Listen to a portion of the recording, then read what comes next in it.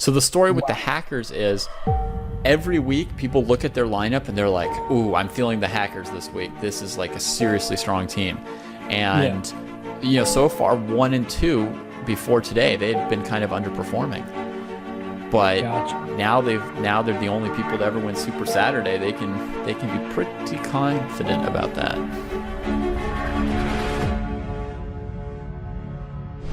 Yeah, I think he wants to show that he has dominance over the world stage, especially going into the Candidates Tournament in March.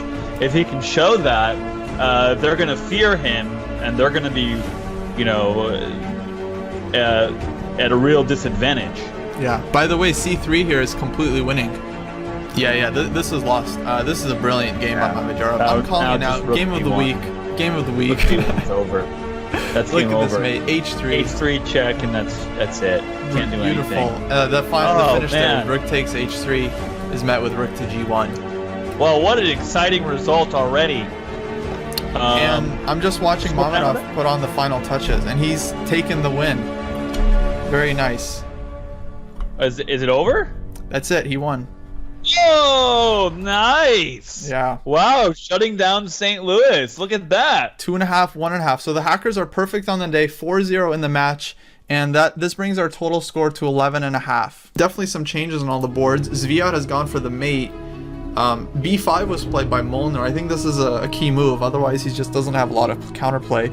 Rook F4, BC4, Knight G5, takes. And now white is starting Rook H4, followed by mate on the H file. Ouch. This looks good. Your dog's happy. Yeah, that was birdie. He says, wow. Meanwhile, Lenderman is almost flagging, so I think Shock might be breaking through here. Oh, nice finish here. Rook takes B7. I just switched to it, and he's winning the queen. And Shock has won this game. We're going to win this one 4-0. This is huge.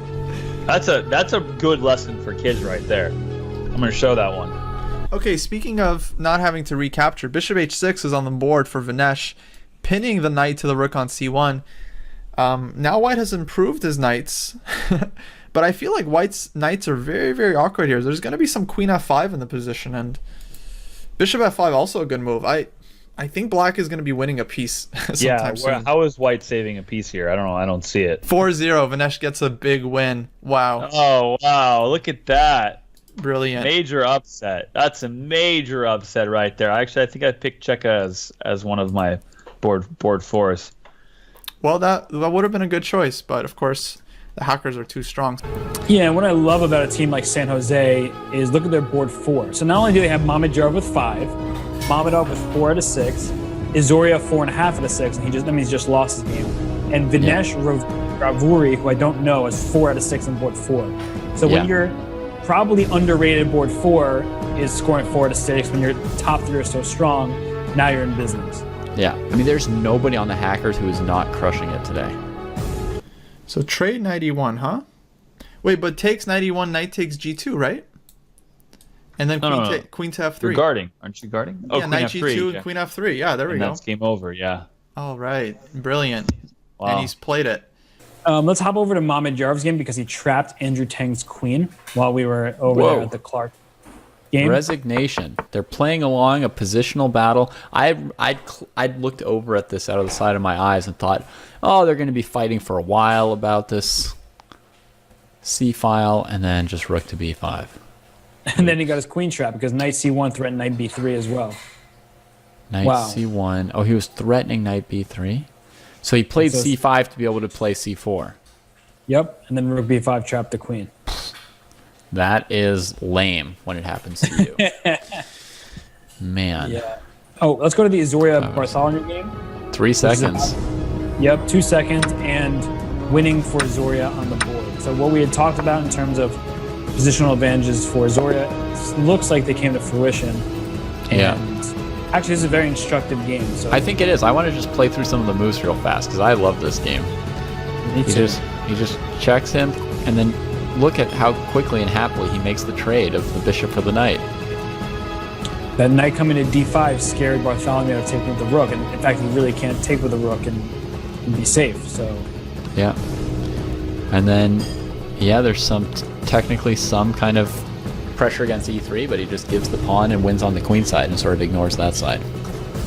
Yeah, the queen side was much more important. The black pawns were doubled, and so they weren't as powerful. But it was a close one there. It was kind of a race, but unfortunately for Bartholomew, he was the slow one in the race, and so he lost. So it's down to Mamadov. I mean, to really clinch it, we've lost 2 games, and I think Azoria is. It's pretty amazing that Mamadov had a fortitude not to take a draw earlier. Right. But he just won by checkmate. So he winning the day for the San Jose Hackers, and that's it. That gives us the decisive point. That is the decisive point. Hooray! If we look at the final standings and just like see who has made it through Super Saturday, I mean, first of all, commanding performance by San Jose, 21.5 points. Honestly, Chengdu pulled closer to them in the last round. San Jose had been just running away with this whole thing a little bit. Super strong performance. And it's really thanks to, of course, Mamadjarov with 6, but their whole team scored better than 50%. Board 4, Vinesh Ravuri had 5 out of 8. Izoria 5.5. Mamadov 5 out of 8, and that's underperforming for him. And then Mamadjarov 6 out of 8 on board 1. So just a great team performance. All right. Good night, everybody.